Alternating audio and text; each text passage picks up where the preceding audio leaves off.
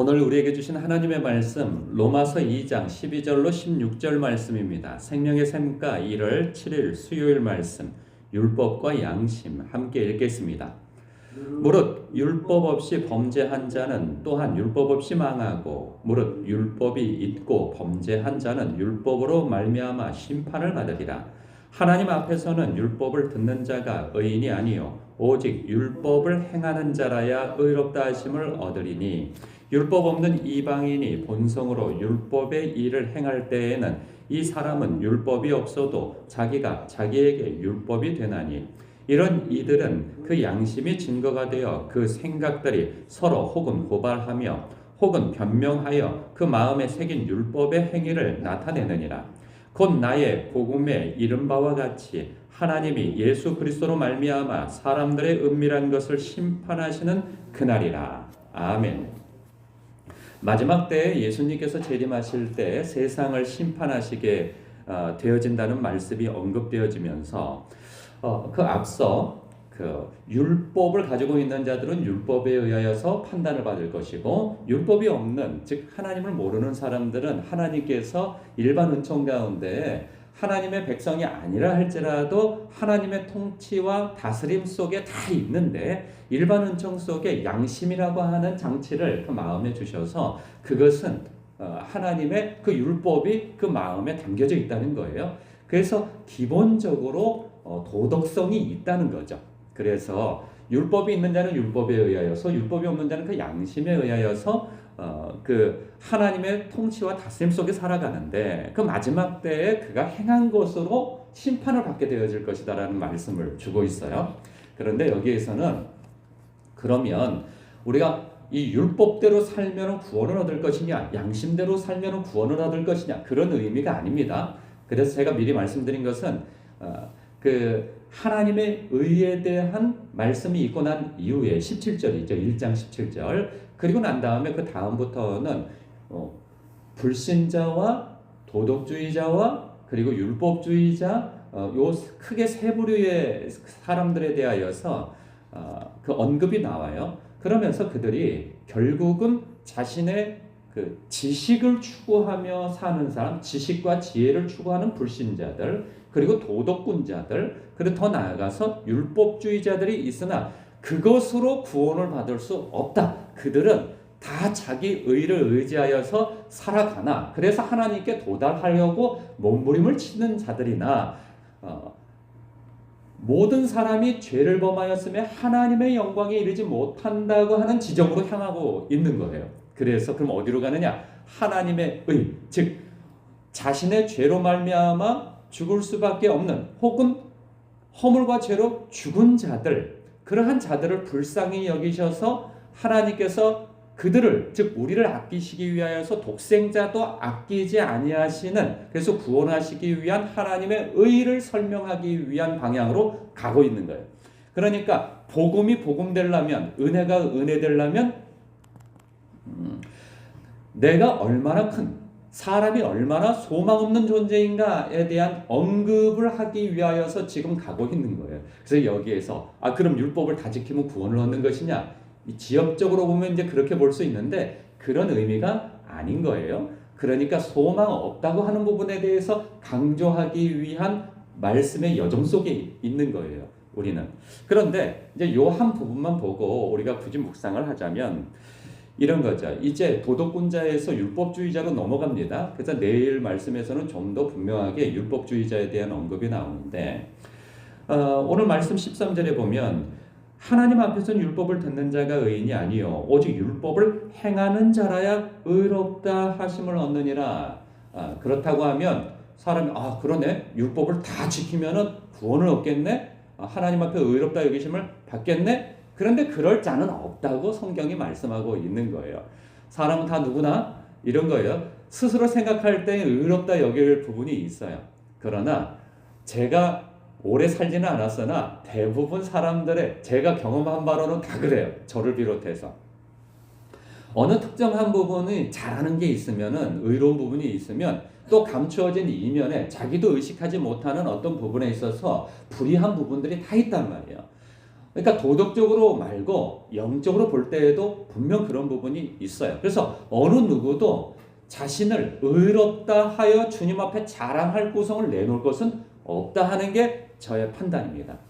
저의 짧은 판단이기도 그래요. 근데 성경은 분명하게 의는 없나니 하나도 없도다라고 못을 받고 있고 모든 사람이 죄를 범하였으며 하나님의 영광에 이르지 못한다는 거예요.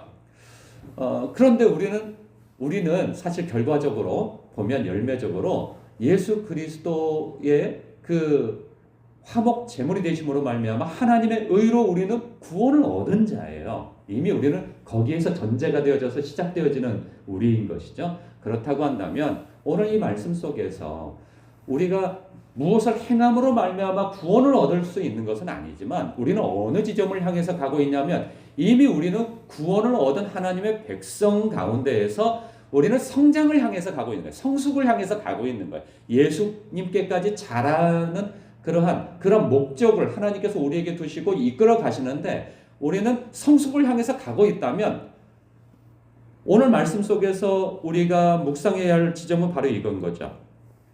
오직 율법, 즉 바꿔서 표현하면 말씀을 행하는 자래요. 즉 말씀을 듣는 자가 성숙한 것이 아니고 말씀을 들었으면, 읽었으면, 묵상했으면 그 말씀대로 순종하는 자가 성숙한 자라, 신령한 자라, 영적인 깊이가 있는 자라 그 말씀을 하는 거죠.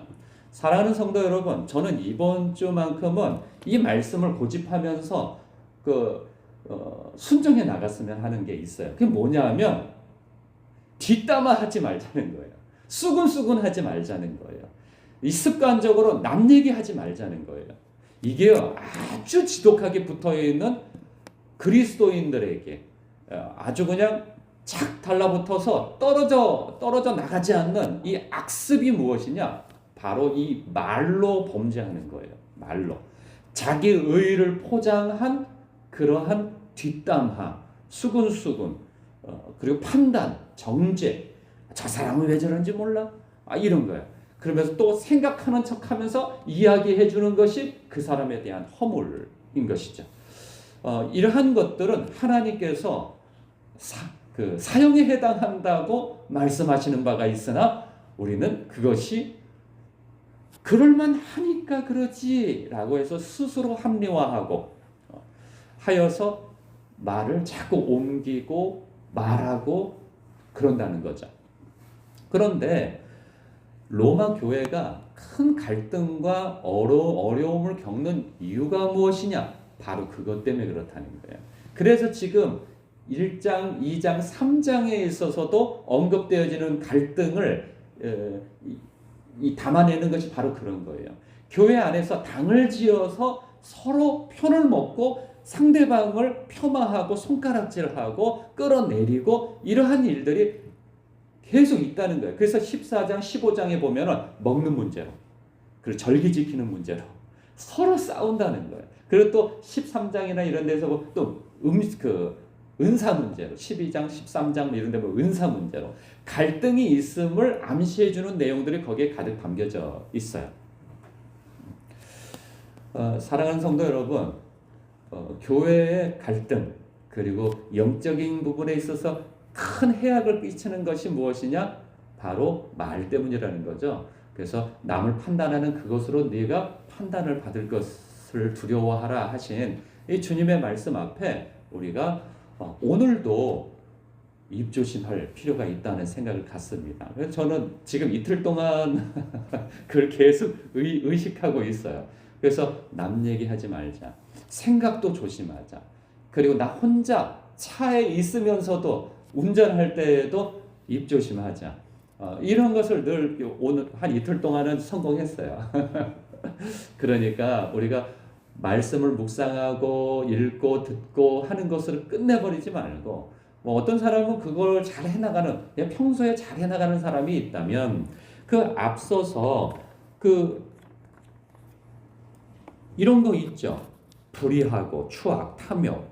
앞서 1장 29절 이하에 보면 악의가 가득하고 시기, 남들 시기하는 문제도 있어요. 사람은요. 내가 더 관심 받아야 되는데, 내가 더 인정받아야 되는데, 나보다 저 사람이 더 인정받는 것 같고 더 관심 받는 것 같으면 시기심이 일어나가지고 견디지 못하는 사람이 있어요. 그러면 그걸 바로 드러내는 게 아니라 그 다른 사람 찾아가가지고 저 사람의 그런 감추어진 허물을 살짝 들추면서 그 사람은 못된 사람이라는 것을 자꾸 부각시키려고 하는 그런 못된 심성, 그런 것이 있다면 이것도 주님 앞에 다스림 받아야 되겠죠. 살인은 누군가를 죽이는 것이 아니라 말로써 하는 것도 살인에 버금간다고 말씀하지 않아요? 분쟁, 내가 화평의 사람이 되어야 되는데 아니 화평한 자리도 내가 들어가면 문제가 생겨, 갈등이 일어나. 이것도 문제인 것이죠. 사기, 거짓말인 거죠. 악독이 가득하고 수군수군하고 비방하고 하나님께서 미워하시는 자요, 능욕하는 자요, 함부로 말하고 갑질하고. 아유, 저는 걔가 뭐 갑에 있습니까? 제가 무슨 갑질을 하겠습니까? 아니에요. 하다못해 어디 매점에 가가지고 아르바이트 하는 사람한테도 함부로 말하는 거, 저만한테 함부로 불친절하게 말하는 거, 반말 비슷하게 하면서 하는 거, 이것도 문제인 거죠. 교만한 자요, 자랑하는 자요, 악을 도모하는 자요, 부모를 거역하는 자요, 우매한 자요, 배약하는 자요, 무정한 자요, 무자비한 자. 이러한 일들이 나에게도 어느 한 부분은 있단 말이야. 이런 부분에 있어서 주님 앞에 내가 성령님 나를 다스려 주옵소서, 내가 이러한 부분이 있습니다 라고 주님 앞에 다스림 받는 일주일 되시길 주님의 이름으로 축복합니다. 기도하겠습니다.